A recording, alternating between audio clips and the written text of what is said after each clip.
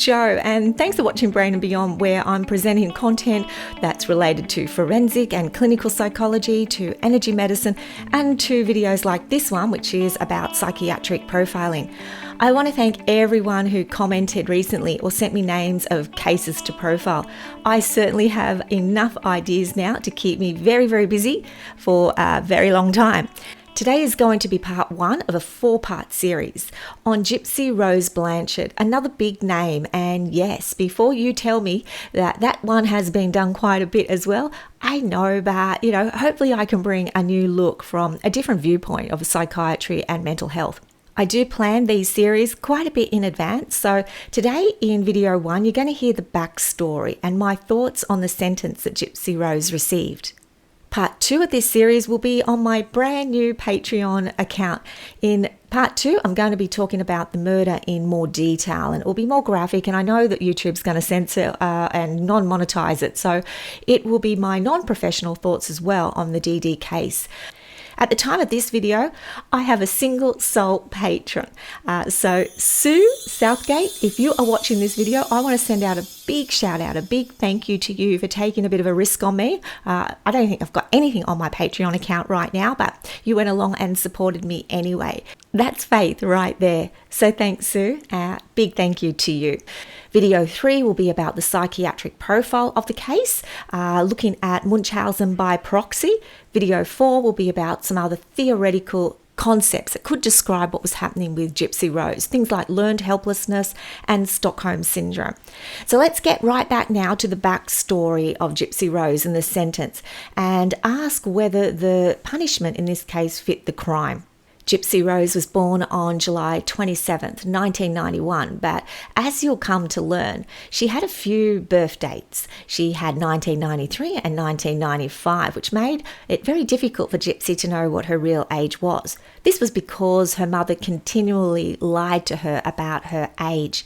Her real birth year, though, was 1991, and she was 23 at the time of the crime. The crime being the murder of her mother, Claudine Blanchard, or Dee Dee as she became known, on June 9th, 2015. Now, the story of Gypsy Rose is as intriguing and fascinating as it is tragic. This is a girl from the time she was born, was raised to believe that there were major things wrong with her, physically and psychologically. When Gypsy was only a brand new baby, Dee Dee claimed that her daughter had sleep apnea and had stopped breathing several times in her sleep. And from there, it would continue until the very day her baby daughter grew up and participated in the planning of her murder. So when Gypsy was only 8 years old, her mother described her as having leukemia and muscular dystrophy and stated that she required a wheelchair and a feeding tube to survive. And the list of medical problems that Dee Dee also presented about her daughter would be a growing list that would continue from that moment, including seizures and asthma, hearing and visual impairments, to name but a few. Due to Dee Dee's actions and claims, Gypsy was prescribed a litany of medications and had to sleep using a breathing machine. She also went through multiple surgeries, unnecessary surgeries, including procedures on her eyes and removal of her salivary glands, procedures that were invasive and painful. When Gypsy's teeth rotted away, most likely due to these multiple medications she was being force-fed, or possibly her missing salivary glands or neglect even, her teeth were pulled out, all extracted at her mother's request. Over the course of many years, physicians failed to find anything wrong with Gypsy, yet Dee Dee would insist on specific diagnoses and persevered to get the treatments that she thought she needed for her daughter. Or when doctors refused to do these, Dee Dee would simply pack up and move to another physician or another doctor who would be more accommodating. Now, how this was able to happen for 23 long years is beyond my imagination. I mean, I'll speak about my thoughts on these doctors in video 2 of this series, but it blows my mind to think that this happened for so long.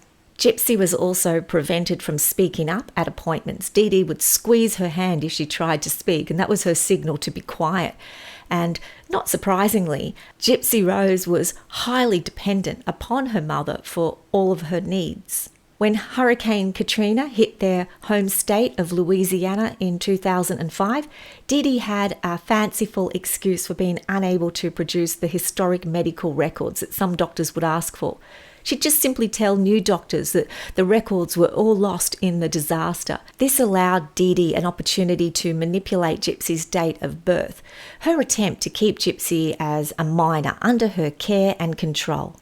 After Hurricane Katrina, Dee Dee moved to Missouri, where Habitat for Humanity kindly and generously built the two a brand new home. And they also drew attention to themselves through their sad story of a single mother with a gravely ill child.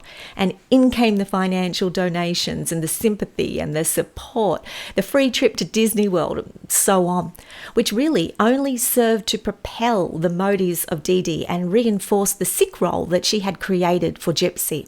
Now, Dee Dee had been gaining sympathy and attention for many years through her behaviour and her Mauchausen by proxy, and it seemed she was only being further rewarded now for her pathological and abusive behaviour of Gypsy. Dee Dee had been giving medications to Gypsy from such a young age, and some of these medications would mimic the symptoms of conditions that she wanted to pretend Gypsy had. She would shave Gypsy's head to make it look like she was receiving treatment for leukemia, and she would somehow, God knows how, but somehow persuade doctors to keep believing this, to the point that she got doctors to insert a feeding tube into a perfectly normal and healthy child, preventing Gypsy from having that normal life, that normal childhood, where even the simplest things in childhood, like parties, birthday parties, play dates, and the taste of cake and everyday foods was deprived from her. I mean, can you imagine that? Being able to deny your child the most basic pleasures in life. She even convinced professionals that Gypsy had muscular dystrophy from the age of 8. And this is how she was able to constrain Dee Dee to a wheelchair for the rest of her life. Well, until Dee Dee was killed. And then it was a shock to everyone that Gypsy could actually walk. But from the age of 8 to 23, this child was forced to stay in a wheelchair and was periodically fed through a feeding tube inserted into her stomach.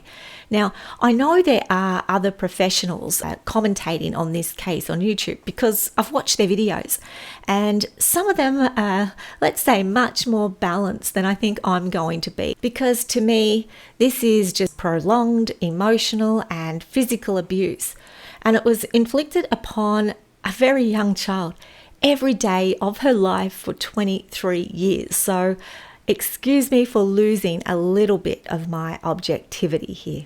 Now, I've read that Dee Dee was seemingly a very doting and loving mother. That was the appearance, at least, that she gave out. She was friendly, she appeared kind and nice, but I didn't know her, so this is going to be very easy for me to speak in hindsight. But my skin really crawls when I look at pictures of Dee Dee, and there is something very unsettling about her energy that just screams at me that something isn't right. And those that watch my videos or know me know that I do a lot of energy work, and I won't digress here, but some people just have a bad vibe. Call it intuition, call it energy, or whatever you like, but Dee Dee creeps me out. And it's obviously not a very professional assessment, but it's my personal opinion. And how no one saw through this charade of hers remains the greatest mystery of this case to me. I believe there was one physician who did become suspicious along the way, and from my understanding wrote some cautions in her notes, but regrettably, this physician didn't follow up, and Dee Dee simply moved on to another doctor who would listen to her. The extent of the abuse Gypsy experienced isn't mild. Gypsy was emotionally abused, and she was neglected at times as well. She reports at times she was tied up and she was withheld food and water. Gypsy alleges she was physically abused, beaten or hit with objects if she tried to assert her independence or autonomy or speak up for herself. Forced to be tube fed, constrained to a chair, forced to remain indoors while children her age were playing outside. These are unspeakable. They are cruel, sadistic forms of torture to a child from a person who was put on this planet to love and protect her. And in the strangest, most inexplicable way that words will not convey adequately here, this was in some ways Dee Dee's warped and twisted version of love. And even more strange and crazy is that Gypsy loved and trusted her mother. And why wouldn't she? She never knew anything different. Right from the start, she was a victim from the day that she was born, and the abuse, it increased in frequency and intensity and in desperation as the years went on and Gypsy became older and acquired more mature needs and desires. Dee Dee would cling harder and stronger as she felt she was slowly losing her grip on Gypsy. Gypsy wanted friendships, she wanted a boyfriend, she wanted intimate relationships, she wanted independence, she wanted freedom. On a couple of occasions, Gypsy attempted to find this. She ran away from home, but Dee Dee would just hunt her down, find her and bring her back. And on one occasion, as punishment for her apparent transgression of disloyalty, Dee Dee handcuffed her to a bed for 2 weeks, denying her food and water for that time. So some people ask, why didn't Gypsy just run away? It's because Gypsy was trapped. She thought there was no way out. She tried to run away and it failed. She also wondered who would even believe her. You know, I could tell you many similar stories from my work as a clinical psychologist.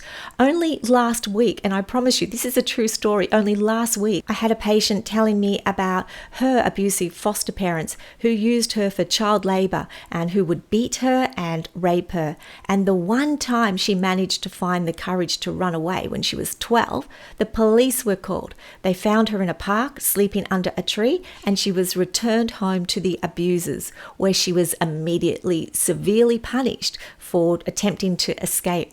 She never tried to run away again. Instead, she endured another 9 years of abuse and torture until she was able to be rescued by a friend. So it's perfectly understandable to me why Gypsy stayed and why she didn't just simply stand up from her wheelchair and show people she could walk. I will talk about learned helplessness and Stockholm syndrome in video 4 of this series, which will help provide a bit of a psychological explanation to some of these behaviours that people don't understand with Gypsy. Anyway, moving ahead to 2012, where Gypsy has now met Nicholas Godejohn. She was using her mother's laptop at night, getting on to various social media and dating sites, and trying to find a life that she had been denied for so long. Nicholas had a history of various offences, including indecent exposure and other public indiscretions. But he also had mental illness, and from my own observations of his portrayal in a recent docuseries, he was most likely relatively high on the autism spectrum as well. So as a disclaimer, I'm making assumptions here, but I would be surprised if Nicholas didn't have a high level of ASD. And I think some of Nicholas Godejohn's behaviour and inappropriateness and deviancy could also be potentially explained, at least in part, by a combination of his conditions and his mental health. So after some time communicating online with Gypsy and developing a strong relationship with her, they organised to meet. Gypsy paid for Nicholas's bus ticket to head out to Missouri and meet at a cinema where she'd convinced Dee Dee to take her to a showing of Cinderella. It was set up to be a random encounter, but it was planned, and it was a way of introducing Nicholas casually and inadvertently to Dee Dee. I guess Gypsy was naively hopeful that perhaps her mother might befriend Nicholas and she could then establish a relationship with someone else other than her mother for the very first time. But reality was they were never going to be together because Dee Dee would never allow it. So together they concocted a plan to kill her. Gypsy apparently purchased the hunting knife that would ultimately kill her mother, and she would wait for Dee Dee to fall asleep one night and then alert Nicholas, providing him with the knife to finish the job. Gypsy hid in the bathroom whilst Nicholas did this, with her hands over her ears as it happened. The two of them then say they cleaned up the mess. They were intimate before stealing $4,400 cash from Dee Dee's generous donations and savings, and then they fled to Wisconsin. Shortly after, they would update Dee Dee and Gypsy's Facebook page, because far be it for Gypsy to have her own Facebook account, the two shared an account, and they updated it with some rather disturbing messages with the intention of alerting other people to Dee Dee's death, presumably so the police could be called and her body would be discovered. And it was only a matter of days thereafter where Gypsy and Nicholas would be brought in for questioning and a conviction would ensue. So Nicholas's diminished capacity wasn't enough to help him evade a life sentence without parole for first-degree murder, and Gypsy received the minimum sentence for second-degree murder, which was 10 years, but she'll be eligible for parole in 2024. That's the backstory of Gypsy Rose in a nutshell. Now let's consider whether her sentence fits the crime. Did Gypsy plan the murder? Well, I think it's quite clear the murder was premeditated and Gypsy was absolutely instrumental in the planning and the execution of this crime. But did she know what she was doing? Well, again, yes. Despite her mother convincing people that Gypsy had the mental age of a young child, Gypsy really didn't have any cognitive impairment. There was no intellectual disability present. So I believe Gypsy did know exactly what she was doing. So then we have the question, did Gypsy have any other option, any other alternative other than murder? Now, a prominent psychiatrist, not mentioning names, on YouTube, answers this question directly. And he states that Gypsy was trapped, but he says that she also demonstrated that she had other options available to her. And he gave the example that Gypsy was considering pregnancy as another option to hopefully force her mother into accepting Nicholas into the family. This same professional also suggests that having no other option and being trapped are two distinguishable ideas. He says that Gypsy was trapped, but she had other options. Well, that's rubbish in my book. If you're trapped, then by definition, you feel like there are no other options. There's no way out. It's the same thing. So whilst Gypsy might have explored other options, pregnancy being one of them, I'm almost certain she would have thought that it would amount to nothing. Getting pregnant to Nicholas may even have resulted in her mother controlling and isolating her even more, or maybe even taking control of her own baby. So to me, I absolutely believe, in Gypsy's mind at least, that she felt like there was no other way out. She didn't necessarily want her mother to be dead. She just wanted a life. And those two concepts were diametrically opposed for Gypsy. Did Gypsy believe she was in danger from her mother? Well, this one is a little bit more tricky because the danger that Dee Dee posed to Gypsy, it was slow, it was lifelong, and it was taking Gypsy's identity and her life bit by stealth. So Gypsy was probably not in immediate danger, not in immediate life-threatening danger as we would perhaps think of that word, but she was certainly in danger. In fact, about 10% of people in similar situations to Gypsy are ultimately killed by their carer, either intentionally, but more often unintentionally through the harmful, neglectful, and pathological behaviours of keeping the person sick and dependent. So reality is, Gypsy was probably in more danger than she even realised. She was certainly in imminent psychological danger, but she was also in severe and pervasive physical danger too. And finally, the last question, did Gypsy deserve a 10-year sentence for second-degree murder? Now, I have heard this one argued from every angle as well. And I've heard the voice of compassion, the voice of reason, and the voice of law and order and inflexibility. But my thoughts are, she did not deserve to be a prisoner for another 10 years. She already spent her entire life in a prison. This is aside from the question whether Dee Dee deserved to die or not. That's another question entirely. But there is no way, in my mind at least, that I would think a victim of lifelong physical and psychological abuse deserves further punishment. You know what is proof of this to me? Just take a look at Gypsy before in Dee Dee's care and Gypsy now in the care of the state. Which one resembles a more healthy, normal and adjusted looking individual to you? Gypsy may have well benefited more from professional help, psychiatric support and care than a term of imprisonment. But we can tell from those pictures that prison hasn't been unkind to her either. Certainly has provided a more healthy environment than what it appears Dee Dee ever provided to her. When we don't recognise victims as victims in the justice system, we are on a very precarious and uncertain trajectory, one that becomes black and white, right and wrong, without any moral guidance or compass directing us. But not all things are as simple as black and white, and certainly not in this case. I've just stated that I think Gypsy knew what she was doing in the murder, being premeditated, but in the same breath, I've also defended her status as a victim. And as the detective who announced the murders declared, things are not always what they seem. I'll start off with saying things are not always as they appear. When prison is a better caregiver than one's own mother, we have a problem with our perception of justice. And I don't think there is a better case than the Gypsy Rose case that might highlight the slippery slope from victim to perpetrator. I hope you consider joining me on Patreon for video 2. Otherwise, I'll see you back here very soon for part 3 of this series. Till then, take care of yourselves and each other and have a very happy and peace-filled day. Bye for now. I've read that Dee Dee was... Oh, no.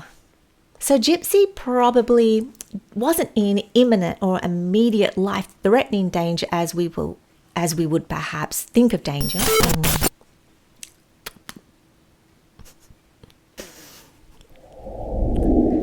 Oh, come on. Flush a toilet in the middle of my video. If you found this video to be helpful, then please consider liking or subscribing to my channel. That allows me more opportunity to provide free content for you. Until next time, take care of yourselves and each other and have a very happy and peace-filled day. Bye now.